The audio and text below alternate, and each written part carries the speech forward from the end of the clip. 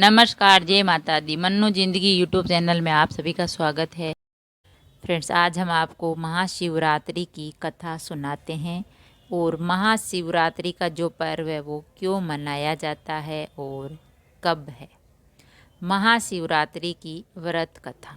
महाशिवरात्रि का व्रत है वो 26 फरवरी को है और इस दिन भगवान भोलेनाथ की पूजा की जाती है और श्रद्धा भक्ति से इस व्रत को करने से भोलेनाथ अति प्रसन्न होते हैं और भक्तों की मनोकामना जरूर पूरी करते हैं। महाशिवरात्रि की व्रत कथा। पूर्व काल में चित्रभानु नामक एक शिकारी था। जानवरों की वह हत्या करके अपने परिवार को पालता था। वह एक साहूकार का कर्जदार था, यानी साहूकार से पैसे उधार लिए थे, लेकिन उसका ऋण समय पर नहीं चुका सका। साहूकार क्रोधित होकर शिकारी को शिव मठ में बंदी बना दिया। संयोग से उस दिन महाशिवरात्रि थी। शिकारी ध्यान मग्न होकर शिव संबंधी धार्मिक बातें सुनता रहा। चतुर्दशी को उसने शिवरात्रि व्रत की कथा सुनी। शाम होते ही साहूकार ने उसे अपने पास बुलाया और ऋण चुकाने के विषय में बात की। शिकारी अगले दिन सारा ऋण लौटा देने का वचन देकर बंधन से छूट गया। अपनी दिनचर्या की तरह वह जंगल में शिकार के लिए निकला, लेकिन दिन भर बंदी गृह में रहने के कारण भूख प्यास से व्याकुल था। शिकारी खोजता हुआ वह बहुत दूर निकल गया। शिकार को खोजते खोजते बहुत दूर चला गया, उसको शिकार नहीं मिला। जब अंधकार हो गया तो उसने विचार किया कि रात जंगल में ही बितानी पड़ेगी। वह वन में एक तालाब के किनारे एक बेल पत्र का जो पेड़ था उस पर चढ़कर रात बिताने का इंतज़ार करने लगा कि जंगल में कहीं नीचे रहूँगा तो जो जंगली जानवर है वो खा जाएंगे। और वो पेड़ को भी नहीं जानता था कि कौन सा पेड़ है, लेकिन उसकी जो भगवान की कृपा होने वाली थी, इसलिए वो उस बेल के पेड़ पर चढ़कर रात बिताने का सोचने लगा। बेल वृक्ष के नीचे शिवलिंग था जो बेल पत्रों से ढका हुआ था। शिकारी को उसका पता न चला। पड़ाव बनाते समय उसने जो टहनियाँ तोड़ी वह संयोग से शिवलिंग पर जा गिरी। इस प्रकार दिन भर भूखे प्यासे शिकारी का व्रत भी हो गया और शिवलिंग पर बेलपत्र भी चढ़ गया। एक पहर रात्रि बीत जाने पर एक गर्भिणी हिरणी तालाब पर पानी पीने पहुंची। शिकारी ने धनुष पर तीर चढ़ाकर ज्यों ही प्रत्यंचा खींची, हिरणी बोली, मैं गर्भिणी हूँ, शीघ्र ही प्रसव करूँगी। तुम एक साथ 2 जीवों की हत्या करोगे, जो ठीक नहीं है। मैं बच्चे को जन्म देकर शीघ्र ही तुम्हारे समक्ष आ जाऊंगी और तब तुम मुझे मार देना। शिकारी ने प्रत्यंचा ढीली कर दी और हिरणी जंगली झाड़ियों में चली गई। प्रत्यंचा चढ़ाने तथा ढीली करने के वक्त कुछ बेलपत्र अनायास ही और टूटकर शिवलिंग पर जा गिरे। इस प्रकार उससे अनजाने में ही प्रथम पहर का पूजन भी संपन्न हो गया। कुछ ही देर बाद एक और हिरणी उधर से निकली।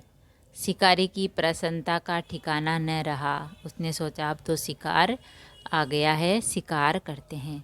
समीप आने पर उसने धनुष पर बाण चढ़ाया। तब उसे देख हिरणी ने विनम्रतापूर्वक निवेदन किया कि हे शिकारी, मैं थोड़ी देर पहले ऋतु से निवृत्त हुई हूँ, कामातुर वीरणी हूँ, अपने प्रिय की खोज में भटक रही हूँ। मैं अपने पति से मिलकर शीघ्र ही तुम्हारे पास आ जाऊंगी। शिकारी ने उसे भी जाने दिया। 2 बार शिकार को खोकर उसका माथा सनक गया, यानी उसको अच्छा नहीं लगा। वह चिंता में पड़ गया। रात्रि का आखिरी पहर बीत रहा था। इस बार भी धनुष में लगे कर कुछ बेलपत्र शिवलिंग पर जा गिरे तथा दूसरे पहर की पूजन भी संपन्न हो गई अनजाने में। तभी एक अन्य हिरणी अपने बच्चों के साथ उधर से निकली। शिकारी के लिए ये अच्छा मौका था। उसने धनुष पर तीर चढ़ाने से देर नहीं लगाई। वह तीर छोड़ने ही वाला था कि हिरणी बोली, हे शिकारी, मैं इन बच्चों को इनके पिता के हवाले करके लौट आऊँगी। इस समय मुझे मत मारो। शिकारी हंसा और बोला, सामने आए शिकार को छोड़ दूं? मैं ऐसा मूर्ख नहीं हूँ। इससे पहले मैं 2 बार अपना शिकार खो चुका हूँ। मेरे बच्चे भूखे प्यासे हैं। और उत्तर में हिरणी ने फिर कहा, जैसे तुम्हें अपने बच्चों की ममता सता रही है, ठीक वैसे ही मुझे भी, हे शिकारी, मेरे बच्चों की फिक्र है। मेरा विश्वास करो, मैं इन्हें इनके पिता के पास छोड़कर तुरंत लौटती हूँ। तुम प्रतिज्ञा करना। हिरणी का दीन स्वर सुनकर शिकारी को उस पर दया आ गई। उसने उस मृगी को जाने दिया। हिरणी को शिकार के अभाव में तथा भूख प्यास से व्याकुल शिकारी अनजाने में ही बेल वृक्ष पर बैठा बेल पत्थर तोड़कर नीचे फेंकता जा रहा था। वो फटने को ही हुई तो एक हष्ट पुष्ट मृग उसी रास्ते पर आया। शिकारी ने सोच लिया, इसका शिकार तो मैं जरूर ही करूँगा। शिकारी की तनी पर तंचा देकर मृग विनती स्वर में बोला, हे शिकारी, यदि तुमने मुझसे पूर्व आने वाले 3 मृगियों तथा छोटे बच्चों को मार डाला है तो मुझे भी मारने में विलंब ना करो, ताकि मुझे उनके वियोग में एक क्षण भी दुख ना सहना पड़े। मैं उन हिरणियों का पति हूँ। यदि तुमने उन्हें जीवनदान दिया है तो मुझे भी कुछ क्षण का जीवनदान देने की कृपा करें। मैं उनसे मिलकर तुम्हारे समक्ष आता हूँ।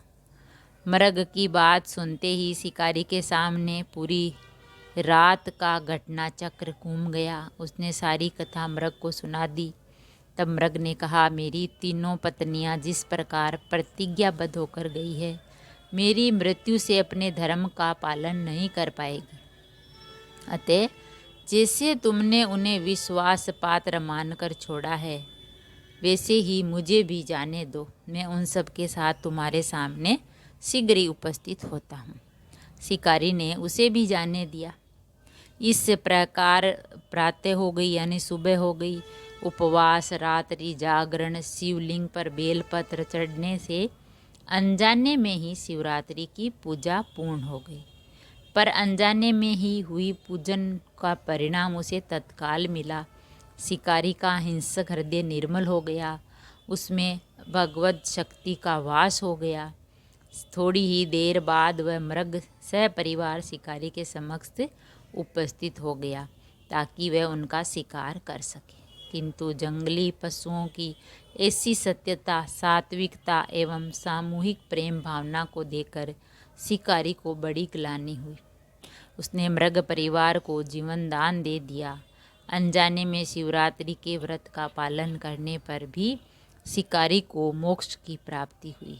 जब मृत्यु काल में यमदूत उसके जीव को ले जाने आए तो शिव गणों ने उन्हें वापस भेज दिया तथा शिकारी को शिवलोक ले गए। शिवजी की कृपा से ही अपने इस जन्म में राजा चित्रभानु अपने पिछले जन्म को याद रख पाए तथा महाशिवरात्रि के महत्व को जानकर उसका अगले जन्म में भी पालन कर पाए। तो शिकारी उसको बोलने लगा कि हे महादेव, मैं अब नहीं मारूंगा, मैं अब कोई भी हत्या नहीं करूंगा किसी की।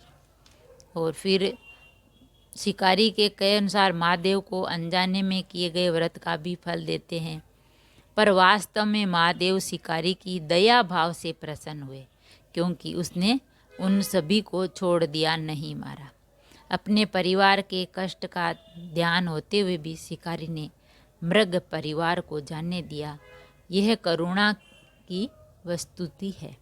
उस शिकारी को उन पंडित एवं पुजारियों से उत्कृष्ट बना देती है जो कि सिर्फ रात्रि जागरण, उपवास एवं दूध, दही एवं बेलपत्र आदि द्वारा शिव जी को प्रसन्न कर लेना चाहते हैं। तो इस कथा में सबसे महत्वपूर्ण बात यही है कि कोई भी व्रत हो, कोई भी पूजा हो, अगर अनजाने में हो जाए तो उसका विशेष फल मिलता है। इसका अर्थ ये नहीं कि शिव जी किसी भी प्रकार से किए गए पूजन को स्वीकार कर लेते हैं अथवा भोलेनाथ जाने या अनजाने में हुए पूजन में भेद नहीं कर सकते। वास्तव में वह शिकारी शिव पूजन नहीं कर रहा था। इसका अर्थ ये भी हुआ कि वह किसी तरह के किसी फल की कामना भी नहीं कर रहा था। उसको ये कुछ पता नहीं था कि शिव जी की पूजा हो रही है या मेरा जो मार्गदर्शन है वो सही होगा, उसको कुछ पता नहीं था। उसने मृग परिवार को समय एवं जीवन दान दिया, जो कि शिव पूजन के समान है। शिव का अर्थ ही कल्याण होता है। उन निरीह प्राणियों का कल्याण करने के कारण ही वह शिव तत्व को जान पाया तथा उसका शिव से साक्षात्कार हुआ। परोपकार करने के लिए महाशिवरात्रि का दिवस होना भी आवश्यक नहीं है। पुराण में 4 प्रकार के शिवरात्रि पूजन का वर्णन है। मासिक शिवरात्रि, प्रथम आदि शिवरात्रि तथा महाशिवरात्रि। पुराण वर्णित अंतिम शिवरात्रि है नित्य शिवरात्रि। प्रत्येक रात्रि ही शिवरात्रि है अगर हम उन पर कल्याणकारी आशुतोष भगवान में स्वयं को लीन कर दें तथा कल्याण मार्ग का अनुसरण करें, वही शिवरात्रि का सच्चा व्रत होता है। तो फ्रेंड्स, ये थी महाशिवरात्रि की व्रत कथा। इस कथा को सुनने से, पढ़ने से हमें पुण्य मिलता है और भगवान भोलेनाथ का आशीर्वाद भी मिलता है। तो भगवान भोलेनाथ की जाने अनजाने में भी पूजा करने से और फल की कामना नहीं करने से हमें पुण्य मिलता है और भगवान भोलेनाथ का आशीर्वाद मिलता है। अगर वीडियो अच्छा लगा तो लाइक और शेयर ज़रूर करें। ऐसे ही और वीडियो देखने के लिए, जानने के लिए, सुनने के लिए चैनल को सब्सक्राइब करें। थैंक यू, धन्यवाद।